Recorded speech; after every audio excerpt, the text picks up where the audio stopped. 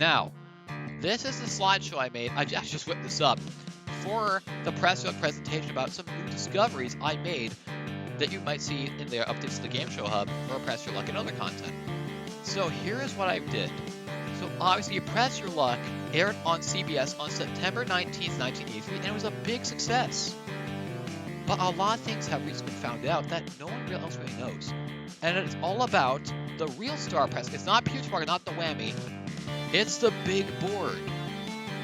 So the big board was an incredible technological marvel on the show.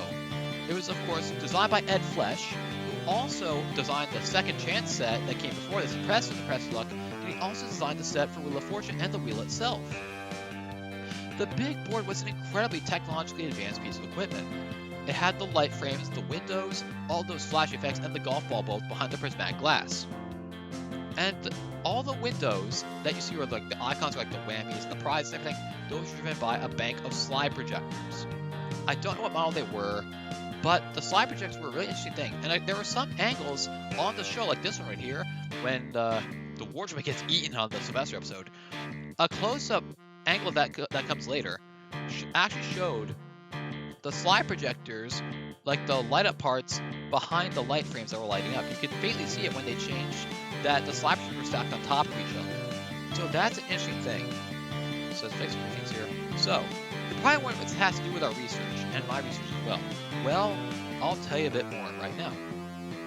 Because in March, early March of this year, I actually found out something really interesting that I actually see an opportunity on. And I'll tell you what it is. What I did was there was something that happened. I was at work actually about to take a bus shuttle home back to my former full-time job, and I was just poking around online, seeing if there was any good things to like window shop for, and I noticed something truly extraordinary, because there was actually someone who actually had a lot of interesting memorabilia about the show. And what that person did, which was really quite a shock that morning, is he put all that memorabilia on eBay. So there were actual production use content from the original Press Your Luck. So they were most of them were projector slides seen in those slide projectors, mostly from the neon era of the show, because by that time, the original slides used in the show were more faded and more washed out in the color. So you got like the S and Xmas for the holiday variants of the show, and a couple other extras like even some of the postcards, the home contests. So this was early in the morning of March 3rd, like late morning actually of March 15th. So what happened was the seller, I guess he didn't know how much they were worth would be. So what they did, they put a buy it now for most of these slides starting at only $40. So for $40 a slide, approximately, you could get a piece of television history, and that was truly extraordinary. And according to one of the other listings, the slides were manufactured and processed by the Newell Color Lab in San Francisco, California. The boxes with that information were used to store the slides. I don't think they're still in business anymore, or probably for a long time, but this was the company that produced the slides for the Press Your Luck game show. And a lot of these slides made it into the hands of the public.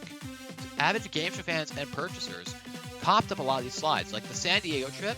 That was actually the very first prize ever won on the series of Press Your Luck, the big buck slide from the Neon era, and that ugly little Wayne poking his tongue out later in the run. So all these slides made their ways into the hands of collectors like myself. You're probably wondering how much I bought them for though, or how many I got. Well, it was early on at that point, and they're still at low price. And obviously I had a strong feeling that those prices wouldn't stay low for long. So I immediately took the plunge, and I bought a total of 7 projector slides from that era of the show, and 1 came afterwards. So you're probably wondering what ones I actually got. Well, I took pictures earlier this afternoon after I got home from work of my collection, and here is what I have. The first one of the ones I got was this, a neon green $700 and a spin. That was in round 2, and I think the intro as well. So you can see it's a 2x2, it's a 2-inch square projector slide with a plastic frame, like a glass center, and had the decal on it. It's backlit against the lamp, so you can see what it is. And compared to the original, like darker or like more mutant slides with the color, the text had like a drop shadow to make it easier to see, and the coins are there too, a lot cleaner and a lot crisper. So that's one of the slides. The next one I got was a neon orange $600. Again, from I think round 1, maybe round 2, but I don't remember. The next one on the collection was a neon dark blue $400 slide. Again from round 1, because the bucks did not go below 500 round 2. The next slide I got was a really big one. A neon green 1500. That was the big bucks in round 1, and it appeared a bit round 2 in the intro. So that was the biggest value one I had in terms of the game. There was also, I think, a 3,000 and 4,000, maybe a 5,000 slide that was also at one point. I also got a couple special slides, a few of them actually. One of them was one of the advanced 2 spaces. Now, the orientation of the board and the configuration went from the top left corner going clockwise around, as the squares were revealed throughout in the intro between commercial breaks. So from the top left, they went 1, 2, 3, 4, and they went clockwise. This is on the bottom half of the board, and this went forward. The one that went go back 2 spaces went the opposite way, but in the same direction.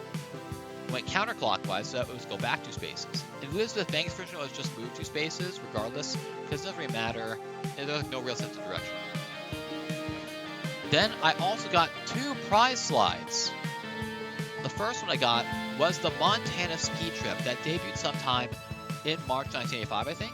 It was a really interesting slide, and a pretty good trip too.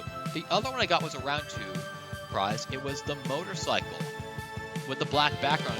Seen in other prize slides like the trip to Paris and France from later in the show's run, even the pilot for the trip to Tahiti. But there was also another thing I got as well. And it wasn't from the big board, it was from the contestant console. Remember when it could be though? Well, as you know, when a player hits a whammy on Press Your Luck, and there's the music fittingly, when the contestant hits a whammy on Press Your Luck, they don't get to the animation. This little card pops up from their desk. There's 4 cards that the 4 they can get before they're out of the game. And unfortunately, this player got them all. But you're probably wondering what the heck I'm alluding to here. Well, at the same time I bought those slides for 40 bucks a piece, at the same time I did, I got one of these beauties. I got an actual whammy card from the original show. So yes, it's hard to believe that thing was still around. And it's in great shape too. Now there is a bit of wear on it still from all the years it's been, like in storage or whatever. There are some things you'll notice. So like the black borders you saw, I'm gonna go back a bit. So you see those like black outlines around the card. I'll go back here. I think that was like painters or electrical tape to hold the decal in place. That's since gone. You can see the outline of where it was. So I think the card's made like aluminum, like metal. It's pretty thick and sturdy, and it's like very solid. And on both sides is a vinyl decal of that whammy pose that you see right here. Now that's what we see on screen, but the contestants saw something similar, but the image was flipped like this. So that's what the contestants saw in front of them facing the board and other sides. Now the decal is basically just a flip pose, but you'll see that the dollar sign on his chest still faces the right way, which is pretty interesting. Nothing else really did that. Not even other fan art like that did that for that repetition. I'm the only who's done it so far. It was pretty shocking. So that's the whammy card that I got from the show, and probably like 40 years after that in a sense. And there's also 2 little like drilled holes at the bottom where the metal is exposed. That I'm guessing that was used for the sliding mechanism when it popped up and popped back down in the console. And of course, because I wanted to round out the collection, by the time things kind of increased a bit, I did eventually cave and buy a whammy slide. That was more expensive than anything else I bought, probably even bigger than the actual total. It was like a lot of money. But it was a good way to round out the collection, so I got 8 projector slides. Now, you're probably wondering how much this all cost me in the end. Well, I have the total, including shipping and handling, and other expenses, the original 7 slides and that whammy card, excluding the one you see. The slide came to a grand total of $691.41. Now, that's already a lot of money to spend on something like Professor Luck memorabilia, especially if it came from the actual show. But the big burning question you may have already for spending so much money is, was it worth spending that much? Well, that's where things came in, like barely after I bought them. So after I bought the 7 slides and that whammy card from the original show, things drastically changed, because I guess the seller really caught on that they're worth a lot more. So he made the rest of this auctions only. And later on March 15th, around 5:17 p.m. Eastern Time, that's when things really took off. So they're all mobile screenshots coming up, so here we go. But around that time I mentioned, things really changed. a lot of people started bidding crazy prices on what's left, including that another whammy card, the one with his tongue out, the X and Xmas, and other slides like it. So this is around 5:17 p.m. Eastern Time on March 15th. So already big prices. But later, after midnight, later on, about a few hours later, 7 hours later in fact, over, the prices and the amount of bids doubled. That whammy card is now up to $1,750. The whammy card, the one behind it, is at $1,100. There was even like some concept art of the Mozart whammy animation made by Bill Kopp. And then later that night, at 6:22 p.m. that same day, they doubled again. The whammy card is now up to over $3,000, and the whammy slide is just behind it. There was also other slides that San Diego trips there too. So there was like a bidding frenzy for a lot of these slides. Hi, Jaguar. But that would be nothing compared to what they would eventually sell for. After 10 p.m. Eastern Time on March 17th, the final bids were in and the auctions ended. And one of the big sellers was this. After a total of over 58 bids, the highest selling among that original list was the whammy slide, and it sold for $5,600. That's a lot of money. That's even more than the highest on the board time. That gives you an extra spin. The San Diego trip sold for $910. It was actually $104 for the actual trip, but $910 for a slot was pretty a big deal. Other stuff sold for a similar amount. Now, of course, a lot of our stuff was resold, like this blue 1250 that was resold, but that whammy card eventually was still selling, and that went up a bit too. But now you're probably wondering, so back to the whammy card a little bit, it was a very cool card. And obviously there were 11 others like it on the show. I don't think they were replaced, but that one you saw earlier in that one picture, it looks a bit cleaner, a bit more clean, and not necessarily it's peeling up. But shortly, like a couple days after the original list ended, the whammy card sold. This one card, and it was a really big deal when it did sell, because this is a rare piece of television history, alongside the slides, the postcards, and even the storage boxes that originally contained them. And you can see like that little second cap had a bit of the tape left to hold the that little black stripe going up. So you're probably wondering how much this one card sold for. Well, after the seller really took long and hard and the bidding continued, after 67 bids, the final bid was, your eyes are not deceiving you, $8,600 for that one whammy card. That was a record for that kind of money to be sold for a press like memorabilia, and that was for the actual set. Now, when we compare it to the $691.41 I spent on my items, excluding the one whammy slide I got that was like, I think, $1,500, that one total compared to the $8,600 for that one item alone was only just about 12% of the highest bidding item and how much it sold for. And that includes shipping and handling. So I say that in taking the plunge to really secure a piece of television history and study them made a big difference, and it didn't hurt my wallet much at all. So that's really incredible.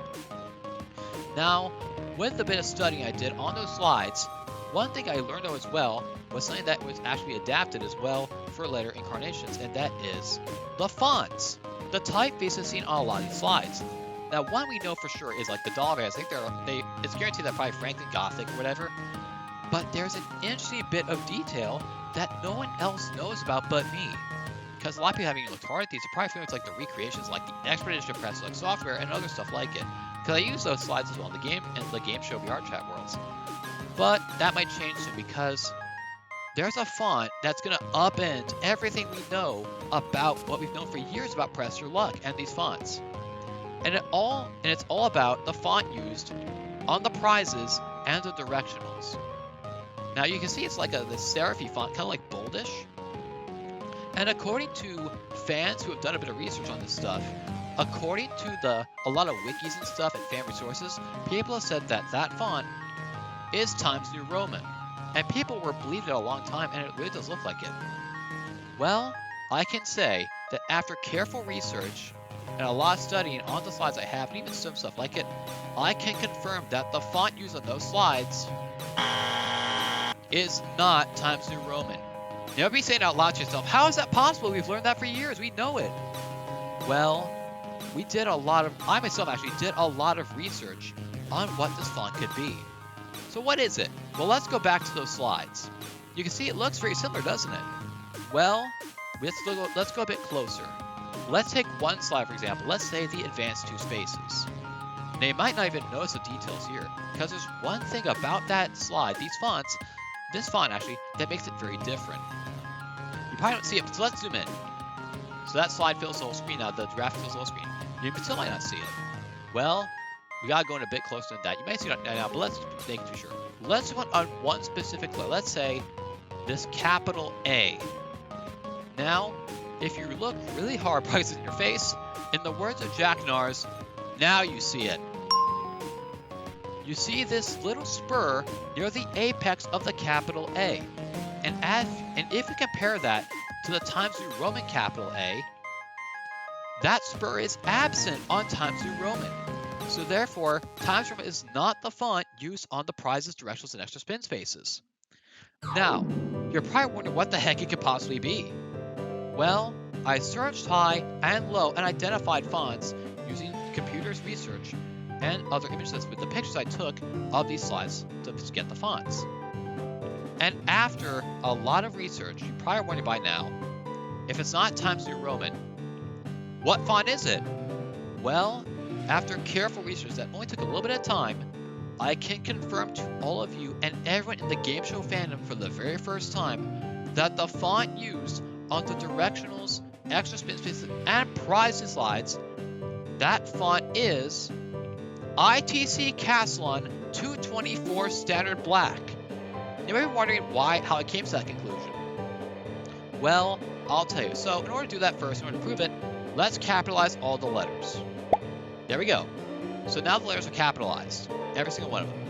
And now you can probably see now about what I'm talking about, especially when it comes to the letter we pointed out, the capital A. And if we study it very carefully, you can see what I'm talking about. And if we put it alongside the capital A on advanced 2 spaces, they both have the spur. It's in the same spot pretty much. Now it is a little bit different because they're likely hand designed on the original slides compared to the typeface we see on a computer, but that confirms it pretty much.